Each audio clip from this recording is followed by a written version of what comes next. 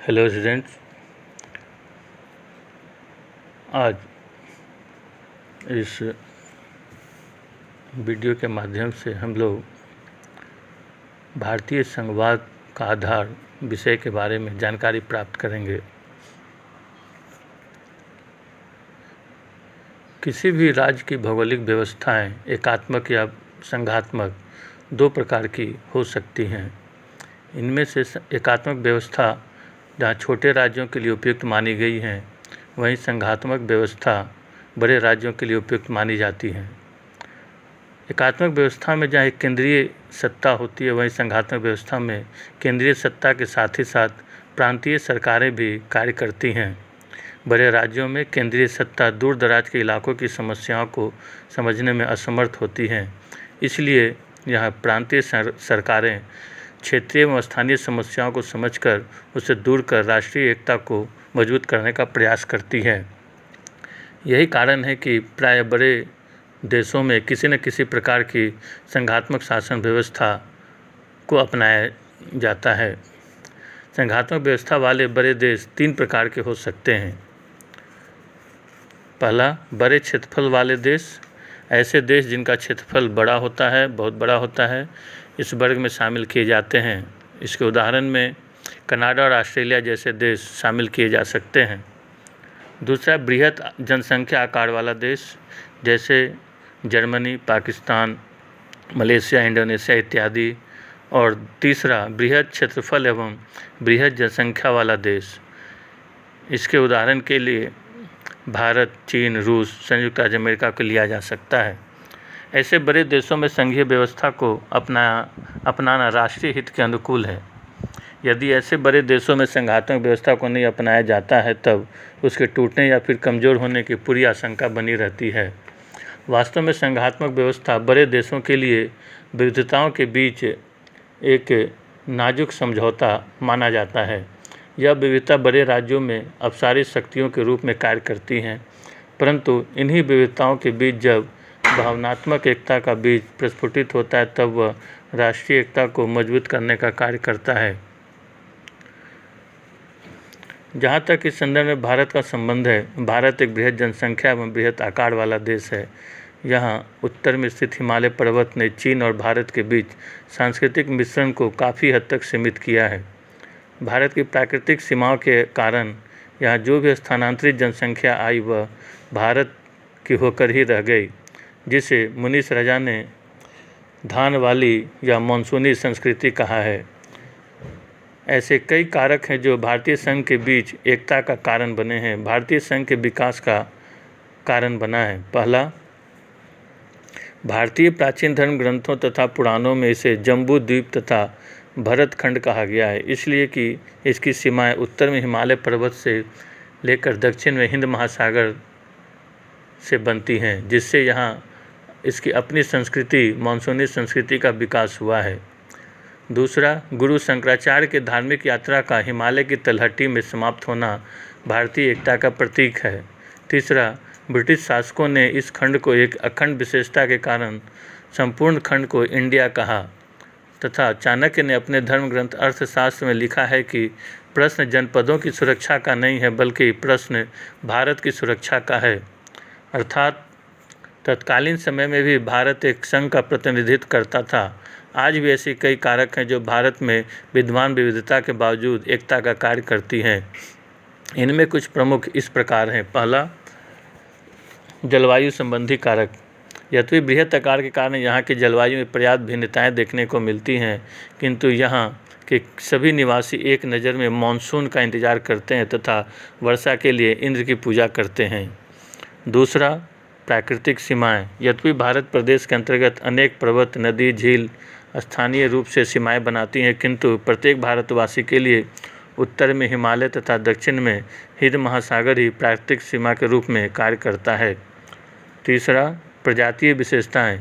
हमारे यहाँ 6 प्रजातीय वर्ग पाए जाते हैं, जिनकी अपनी अपनी सीमाएं हैं, परंतु प्रजातीय मिश्रण से यह अब इसमें भावनात्मक एकता का संबंध कायम हो चुका है।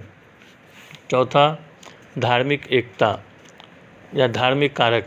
अनेक धर्मावलंबियों की उपस्थिति के बावजूद निरपेक्षता की स्थिति, एक दूसरे के पर्व त्योहारों में भाग लेना विभिन्न धर्मावलंबियों को एक सूत्र में बांधने का कार्य करता है।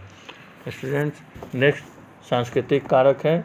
इस बृहद देश में प्रत्येक 100 किलोमीटर की दूरी पर सांस्कृतिक विविधता देखने को मिलती है। फिर सभी भारतीय चावल खाना पसंद करते हैं, जो मानसूनी जलवायु इस प्रदेश की विशेषता है। अतः सभी भारतीय सांस्कृतिक दृष्टि से अपने को मानसूनी संस्कृति का ही अंग मानते हैं।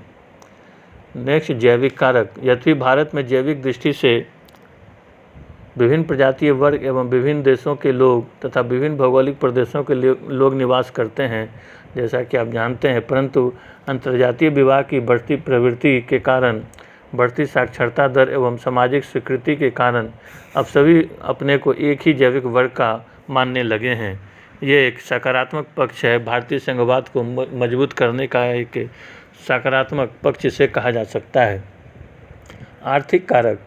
यद्यपि राजनीतिक कारकों से हमारे देश में असंतुलित आर्थिक विकास हुआ है, फिर भी अर्थव्यवस्था की दृष्टि से संपूर्ण भारत एक कृषि अर्थव्यवस्था वाला देश माना जाता है, जो उनमें एकता का संचार करता है।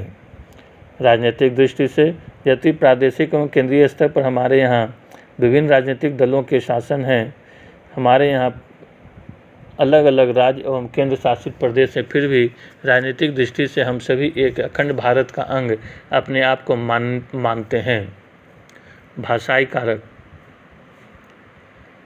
भारत में कई बोलियां बोली जाती हैं। यह भारतीय संघवाद की एक विशेषता है कि यहाँ प्रत्येक 10 से 15 किलोमीटर या कहें तो हर 25 किलोमीटर पर एक नई भाषा यहाँ बोली जाती है। प्रत्येक प्रदेश की अपनी अलग ही बोली है, फिर भी प्राचीन काल से ही इन भाषाई विभिन्नताओं के बावजूद एक संपर्क भाषा हिंदी का विकास यहाँ होता रहा है, जो संस्कृत, अंग्रेजी एवं हिंदी के रूप में विद्यमान है।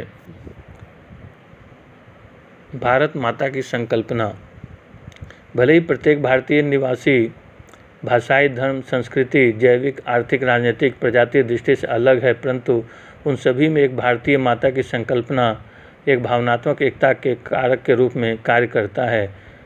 इस तरह सामाजिक मान्यताओं, ऐतिहासिक मान्यताओं, समान सामरिक हितों, समान राजनीतिक अभिलाषाओं जैसे कारक ने भारत में संघीय व्यवस्था को जन्म दिया है। इस संघवाद को जीवित रखने या बरकरार रखने के लिए ऐसे देशों की सरकार को कुछ मौलिक प्रशासनिक नियमों को अपनाने की आवश्यकता होती है। इसी दृष्टि से भारत में भी ऐसे नियम अपेक्षित हैं। उसे न तो अधिक कठोर ही होना चाहिए जिससे उसके टूटने का खतरा बढ़ जाता है, जैसा कि पाकिस्तान का विभाजन हुआ तथा बांग्लादेश का निर्माण हुआ। नई भारत को अत्यधिक लचीला प्रशासन व्यवस्था रखनी चाहिए, इससे भी संघ के टूटने का खतरा बना रहता है। जैसी स्थिति सोवियत संघ के साथ हुई, अतः यह कहा जा सकता है कि यह हम कह सकते हैं कि प्रशासनिक दृष्टि से संघ को बनाए रखने के लिए न तो अधिक कठोर और न ही अधिक लचीला संवैधानिक प्रावधान रखना चाहिए। भारतीय संविधान में ऐसे कई उल्लेखनीय उपबंध हैं।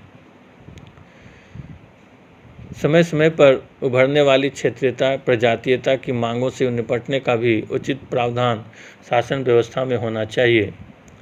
भारतीय शासन व्यवस्था ने इसका उत्तम उदाहरण पेश किया है। जब कभी भी क्षेत्रीयता की मांग उठी, उनकी उचित मांगों को मानकर उन्हें शांत किया जा चुका है। इस संदर्भ में बोडोलैंड की मांग, उत्तराखंड तथा झारखंड की मांग उल्लेखनीय है।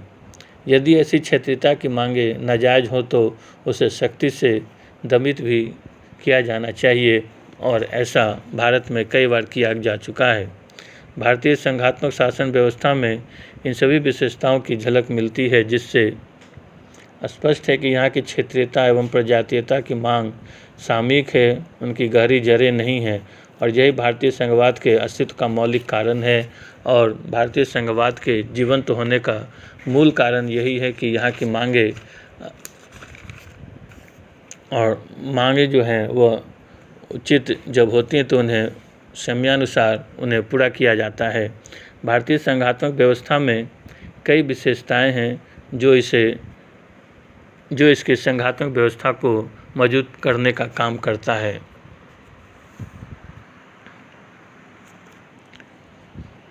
धन्यवाद।